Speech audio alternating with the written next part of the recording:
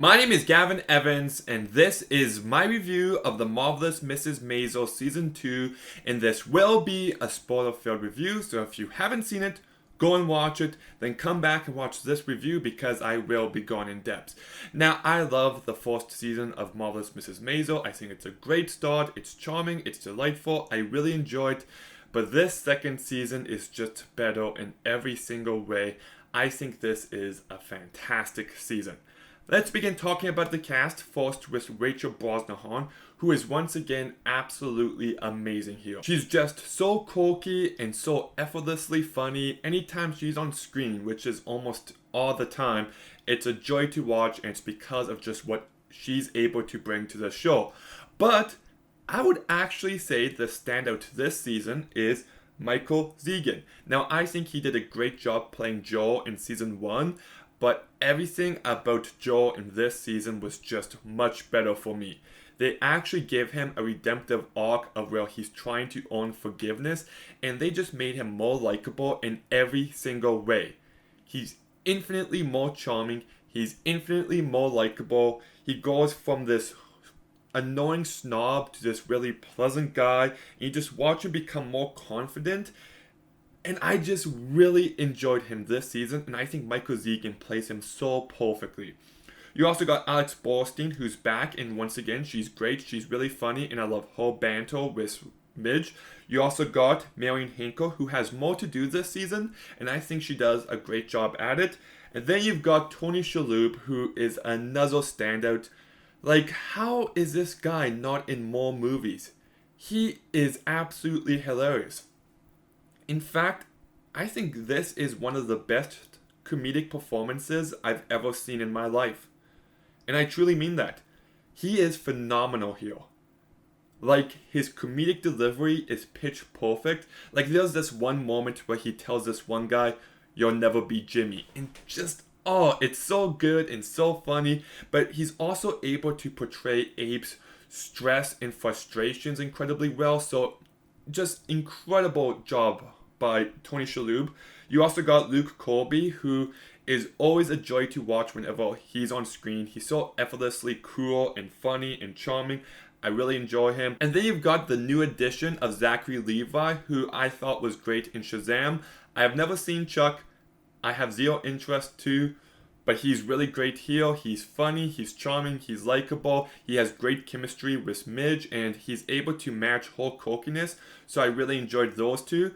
And then you've also got Rufus Sewell, who I've seen in plenty of movies before, but I think this is actually his best performance. And I say that without exaggeration. He's only in one episode for like maybe 10 minutes, maybe 15. The point is, he's not in it a lot, at all. But what he's able to do with that short amount of screen time was really impressive. He just portrays this man who has put all of his energy into his work, and he's just given all he can to the world, and he's just out of it. And he just portrays this broken man so perfectly. You're able to sympathize with him, and I found it to be oddly moving. So he does a great job. And I also think Amy Sherman Palladino does a phenomenal job directing this show. Like, this season is one of the best directed seasons of television I've ever seen. Just every single decision on the directing level really worked for me. It's so quick and so smart and so funny, and there's some very ambitious stuff that she's trying to do. Like, there's this one scene where they arrive at a house and everyone's just walking through the house and talking and arguing, and the blocking is phenomenal, the writing's great, it's so clever, it's just amazing.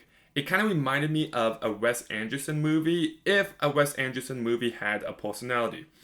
I also thought the one-shot dancing scene was really great. I love the outfits here, and I think she's just able to capture this time period so perfectly.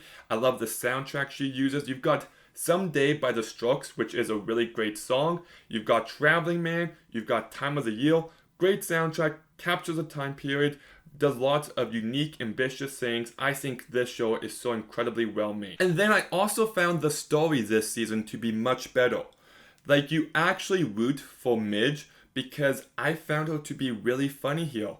Her comedy bits made me laugh quite a few times compared to season 1. So I thought the writing there got better, and just the whole scenario of her dad finding out was hilarious. Like, I laughed for a few minutes, and it's so awkward and cringy, and that moment is just incredible. And then how she starts telling the rest of her family, which is also a really funny moment, and just how they have to come to accept it. I actually found to be genuinely moving by the end. Like, at the end of episode 9, when her parents are watching everyone else watch her on TV and they're laughing and they just actually take in, like, what she's actually doing.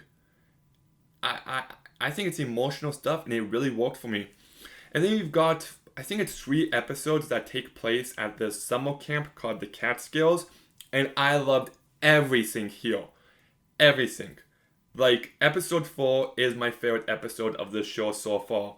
It's a nice change of setting, it's charming, it's incredibly well directed. I love the visual style, I thought it was delightful, it was funny, it was just so fantastic. And then you've also got the main love triangle between Midge, Benjamin, and Joel. I love how Joel represents hope and forgiveness and redemption, while Benjamin represents someone who's been hurt and is cynical. And I love the approach there. I also love how in season 1, I didn't really care if Midge and Joel got back together, but here I really was rooting for him. I thought they worked better much more here, and I also thought that the scene at the end of the very first episode of this season when they break up was genuinely heartbreaking. But I also love the fact that they didn't just make the other guy to be some typical asshole, that they made Benjamin likable.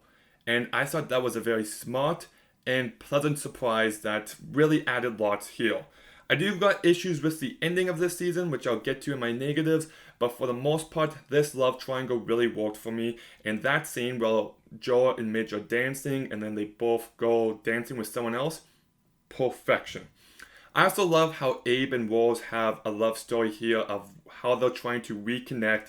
And when Abe finds out that his wife went to Paris, that was hilarious, and I loved everything in Paris. And I just thought the family dynamic this season was better. I also thought this season was much funnier. Like, there's one scene early on where Midge is at work and everyone keeps calling her for personal reasons. That was great.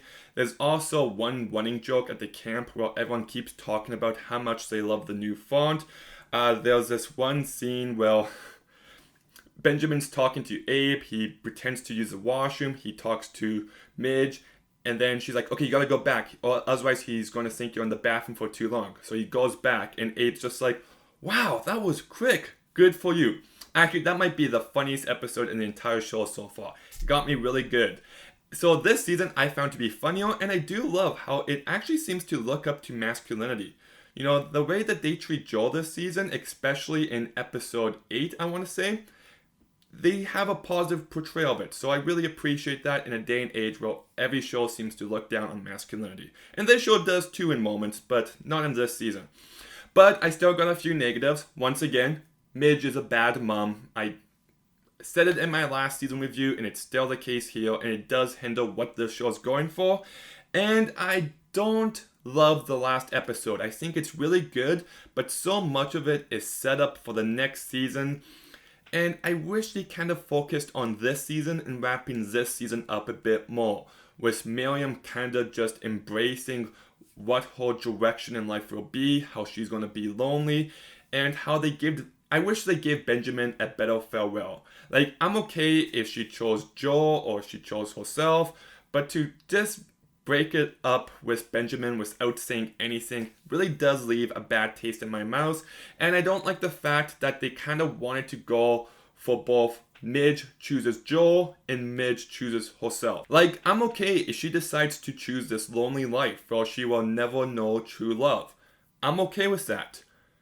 But then they also try to give her a happy ending with Joel, and I feel like they kind of cheated, but she said it's only for one night, so it doesn't work for me. If she ended up as Joel, great. If she ended up being alone, great. Just choose one though. But look, this is a great season of television. I think it's incredibly well made, it's charming, it's hilarious, all the performances are amazing. It's just such a delightful watch.